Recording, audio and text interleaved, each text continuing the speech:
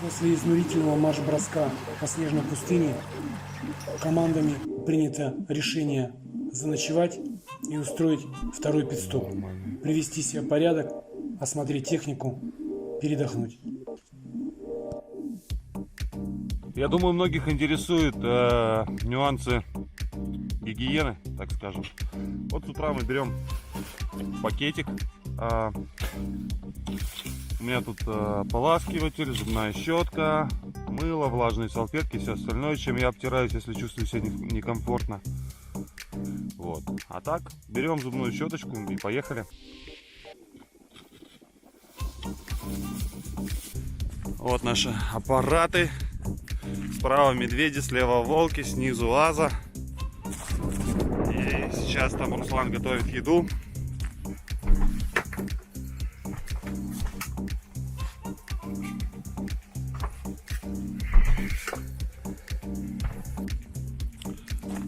Я хотел показать важный момент. Не знаю, получится ли у меня тут пролезть. У меня получилось. Вы посмотрите, насколько чувствуют водители габариты своих машин. Когда паркуются, вообще ни единой деталью не зацепляют друг за друга. Встают вот так вот ровненько. Я на самом деле хотел показать, как захлопывается дверь, но покажу попозже немножко.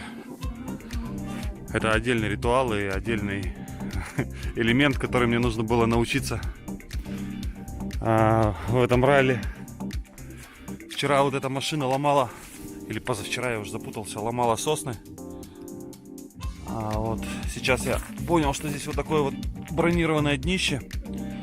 И спереди, смотрите, какая-то бревно какое-то сделано. И за счет него эти сосны не причиняют машине вреда. Для меня загадка, правда, пока что, может быть, потом спрошу, почему вот этот вот резиновый трос, который внутри цепи, а снаружи резина, почему он без повреждений? Деревья-то были такие немаленькие.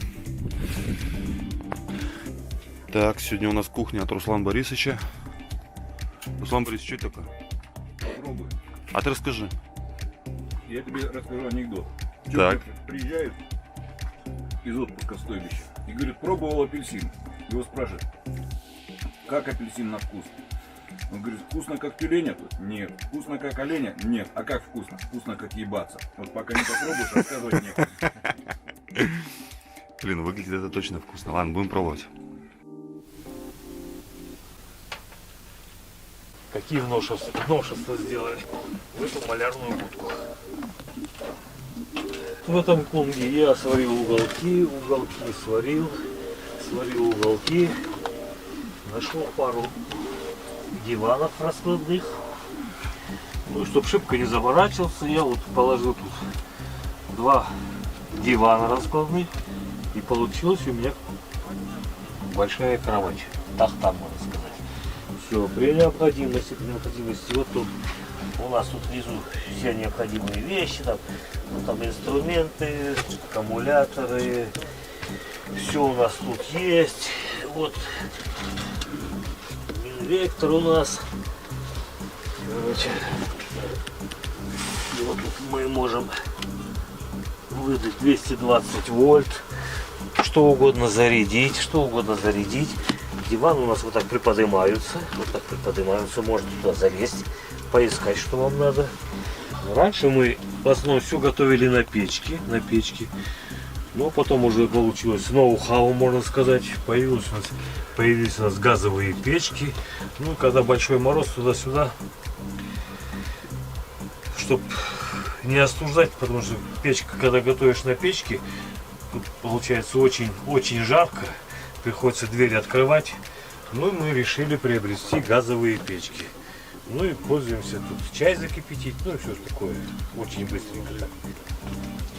Ну вот, печку я сам тоже сварил. Это колымская печка, называется экономка. Сейчас я вам продемонстрирую. Сейчас вот тряпочку. Вот у нас тут такая стоит заглушка специальная. Когда нам надо ее распалить, мы откручиваем полностью провод, закидываем туда дровишек. Вот закидываем дрова. Вот закидываем сейчас сырые дрова. Сырые дрова горят подольше. Ну, естественно, даем немного разгореться. Ну и чтобы это все быстро не прогорало. Вот. Просверлено очень много отверстий. И короче, я регулирую этими отверстиями температуру печки. Ну, за исключением, конечно, одного только момента. Когда ты услышал, что у нас лесник с одного удара будет 5 полезных. Люди, смотрящие это видео, знаете, это просто великое вообще мероприятие. И мы делаем его таким, какой он должен быть по максимуму.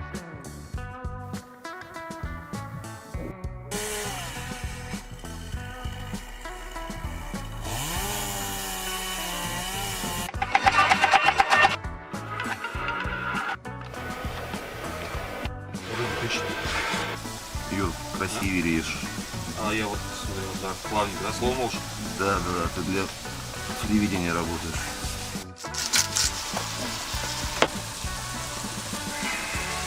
Походная столовая, так сказать, во всей красе. Так, она не поняла.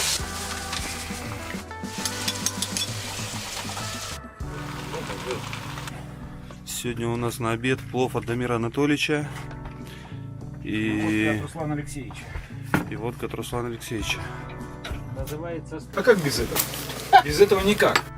В общем, уже очень много раз пытались дозвониться до штаба, так что, ребят, вы там, наверное, в очередной раз ждете нас, но у нас это в очередной раз не получилось. Все передают привет компании Global Star и магазину Radio Link, где все это приобреталось. Вообще, конечно, очень печально, что все так. Здесь связи вообще никакой нет. Сейчас из спутника опять не будет, то есть связи. Еще раз подождем. Вот. И еще раз контроль. Абонент находится вне зоны действия сети. Пожалуйста, перезвоните позже. Ясно. Вот такая гребаная связь. Ну, давайте подождем еще, может быть, спутник пролетит. И мы это дело все равно как бы... Потому что нужно знать, где они, что с ними, как у них получается. Нормально, ненормально. Ну да, конечно. У меня история была, это я на Сусуман когда шел, а время было 25 декабря, то есть буквально перед Новым годом. Вот, я машину положил на бок, получилось на выходные снегом припорошило, вот, бровки не видно, дороги не видно, ну, то есть закусил, я в общем лег на бок. Вот, меня притащили до Сусумана, и нужно было делать мелкий ремонт. И в гараже мне поставили в теплом, слава богу. Утром просыпаюсь, смотрю, минус 57, по-моему, было. Вот. А потом уже стал одеваться, уже было 60, по-моему, 1 градус. Вот. Я одеваю подштанники, там ширинка, ну и пуговица лопнула. И как бы не придал значения. Ну, надел еще сверху штаны. И я иду и чувствую, что меня начинает не руки, не нос, а ну, это то самое место щипать так, что я думаю, осталось я без хозяйства мужского. И вот я перебежками до автомагазина добежал, вот, отогреваясь таким вот образом. Вот я первый раз так познакомился с минус 61 градус. Короче, при минус 50 в Сусумане закрывали до 9 класса, школьным классом переставали учиться. А уже от 53, что ли, ну, что-то такое там уже. Жестко, да? С 9 по 11, 50 градусов с 9 по 11 класса, ну, актировку объявляли. Охренеть. А я в технику учился, нас, я как понял, нас детьми не считали, хоть мы по факту все после 9 класса там были в этом техникуме. Минус 64 или 63 было. Я на паре сидел в пуховике, ну, как холодно было. Даже в кабинетах мы учились. Реально, вот когда 67, да, вот я тогда тоже так прямо реально, как сказать, вышел и сказал, вот это действительно зима, потому что ты выходишь, оставляешь только глаза. Ну да. Дышать невозможно, обжигает легкие, вот прям реально, нос выставить невозможно. Ты его просто не почувствуешь, буквально 5 минут, он у тебя белеет и все. Ты мне расскажи вот именно про вот эту саму железку, потому что я на многих машинах ее видел и никогда не знал, ну, что это и для чего это. Это броня просто или как? Да, это защита, тут же идет шланг. Короче, с полуоси существует отверстие, тут внутри стоят сальники, тут, короче, сюда поступает воздух, тут у нас идет шлангочка, чтобы шлангочку мы не порвали в лесу, ну, возможно, где мы там ездим в лесу или еще где-нибудь, может даже камнем есть, чтобы не перебилось, стоит вот эта защита, она просто защищает шланг и защищает кран.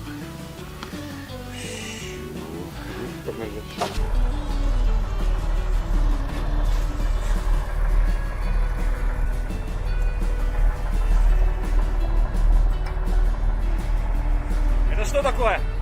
Это котел подогрева. А что он подогревает? Двигатель перед тем, как мы запускаем двигатель в ворот, мы его нагреваем этим котлом. Температура в двигателе 85 градусов.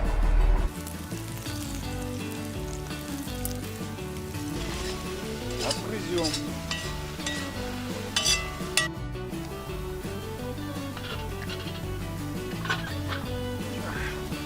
Ты сиди, отдыхай. Господи, ты что, не ушатался еще?